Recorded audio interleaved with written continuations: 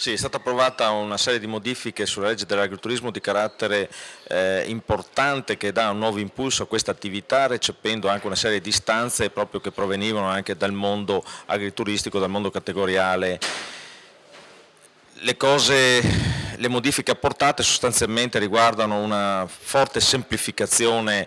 diciamo delle norme dall'altro e l'introduzione anche di norme che hanno un po' reso più flessibile la gestione dell'attività e quindi da questo punto di vista si va incontro a un'esigenza credo oggettiva che riguarda non solo il mondo agrituristico, perché in più direzioni si dovrebbe attuare un'opera di semplificazioni e di flessibilità proprio per recepire anche quello che è un cambiamento delle abitudini, degli stili di vita. Ormai negli agriturismi la gente ci va solo i fine settimana principalmente, per cui è opportuno anche andare incontro a quelle che sono anche le mutazioni e le nuove esigenze del mercato. Dopodiché c'è stata una questione che è bene chiarire e dalla quale non intendo sottrarmi, insomma, no? Si parla di concorrenza sleale e questo io credo che sia sbagliato vedere le cose in questo modo, perché c'è una maggior offerta del territorio, quindi bisogna lavorare ad un'integrazione degli agriturismi con le altre strutture di carattere ricettivo, alberghiero e di ristorazione. Si parla di un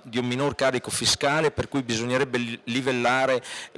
da questo punto di vista gli oneri e quant'altro. Ecco, credo che sia sbagliato anche questo modo di approcciarsi alla questione. Non è innalzando i livelli degli altri che si risolve questa questione, ma è abbassando chi oggi soffre anche di un'eccessiva pressione fiscale, diciamo,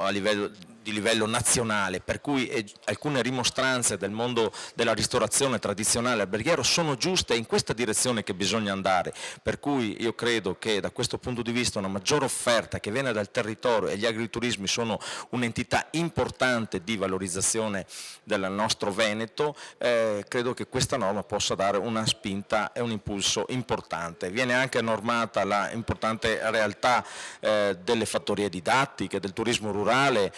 e dell'ititurismo, del pescaturismo, che possono offrire anche nuove opportunità occupazionali in un settore che anche esso soffre di difficoltà economiche e non solo di carattere economico.